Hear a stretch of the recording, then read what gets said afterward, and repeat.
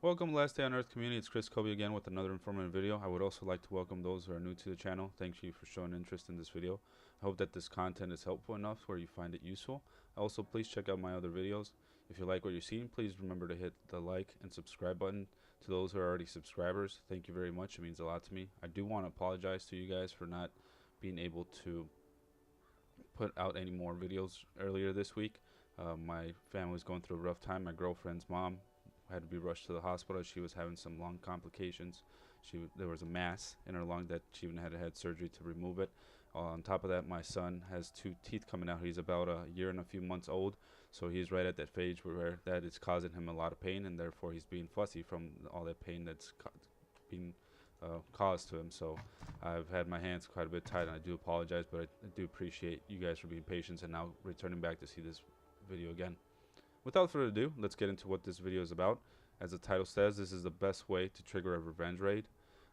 This skull right here shows how effective this has been.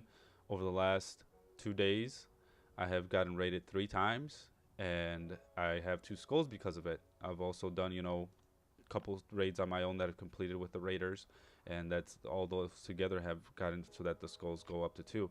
On top of that, this wall that's right in front of him right here was a level 3 door. I didn't want it to be a door anymore.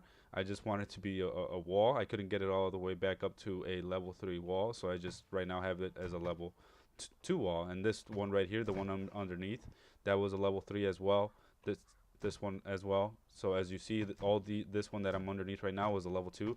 So I've gotten raided so much those 3 times that I have not been able to recover from that fully to keep going with this. So I even took away the chest that I normally put. It's right here right now with all the items that are I'm going to be going through over in a while, so you can trigger those revenge raids. Normally those items, I had them over here outside in this chest, and that's what triggers the raiders to come. So let's get into those items. I will explain what each one of these is, and don't worry if you don't have each one of these items like exactly, like you don't need to have a heat sensor per se. You can have something else that replaces it. As an example, like say you've killed the blind one quite a few times and you've gotten more lucky in getting heads from the blind one than getting enough heat sensors to have extra. That's okay. Just put an extra head instead of this heat sensor. Say if you've gotten pretty lucky with raids and you've got a bunch of electronic circuits, that's okay. Put as many as you can afford. I put one. I still have a few extra more in the back. And if this one gets taken away and I don't recover it from that revenge raid, then I can just have an extra one that's back up. Obviously, we all need coppers. And even though I don't have the complete 5 copper ores to turn this into a copper bar, I put those. Like say you only have 4 as well, put those as well. The sole purpose of these items is to trigger that revenge raid, and you want to put items that have high value in the game and are kind of rare as well, that they would trigger you getting raided. One of the other things that's kind of effective too is the ATV gas tank that you can put in here. I also do have an extra chopper gas tank, but I don't want to put that here as one of the active mods for the melee weapons. It's showing like it's going to be one of those. It's going to need the gas tank, so that's why I don't want to put it on there. This is the items that they left behind after I got raided. They even took some carrots too. I have over here some outside my base too. I have a section where I'm making carrots all the time just so I can have as food, and they took some of those as well. But carrots are so easy to get. You really don't care about that. So it's just something else too that I wanted to point out. Sometimes they take little things as well and leave like a little bit higher end things like the wheel and the saw blade right there. When I've gone on those raids, those are the items that I got from the raids. Obviously, I get some of those items back because I want to keep recycling them. Like if there's no better items, I even brought an axe back because there was no better items for me to grab. So I grabbed as many valuables as I could. Like I got an engine part from it. I got this mini machine gun back from it. I got 4 red coupon crates from it. I got this machete, and a lot of the items I got in return. I was needing wrenches. I'm kind of getting low on blue tape, so I grabbed blue tape. Essentially, I grabbed items that I was really needing, and then I grabbed items that I can put back on that back box again when I'm ready to be raided again. and that way I don't have to keep putting from my stash. Like I still have a few extra heat sensors as well.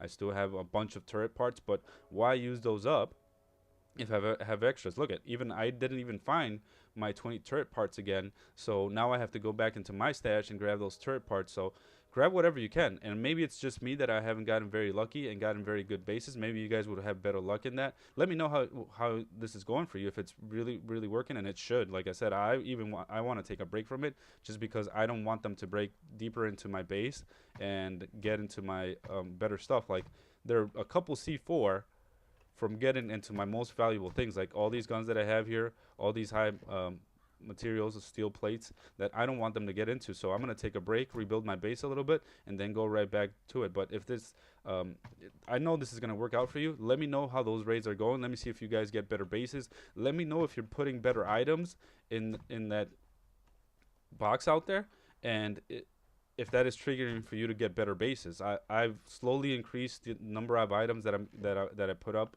out on here, and it seems to help a little bit with the quantity of items that I've gotten. Like in this one, I finally got an engine part. In the previous two, I did not get an engine part. In this one, I finally got this gun. In the other two, I think I got like some other, like an AK. So the more rare items you put in there, it seems like, I can't confirm this just yet because it's too early, but I still want to get this information out there so you guys can start getting revenge raids as well. But it seems like the more rare items you put, the better the revenge raid is. I mean, that could just be completely random too. Let me know how it goes. If you guys like this information and it's working out for you, please remember to hit the like button. Give me some feedback. I greatly appreciate it. I like to keep improving these videos, so whatever feedback you guys can give for me to make these videos better, I greatly would appreciate it. I also do have more videos coming up. I do completed a couple of the melee upgrades, so be looking for those videos in the next couple of days. Also be looking for me on Twitch. I'm going to post that link down in the description below of my Twitch link. I'm planning on streaming every Tuesday, Wednesday, and Thursday, 7 Central Time. That does it for this video. Hope you guys enjoyed it, and let me know how those raid goes. See you next time, guys.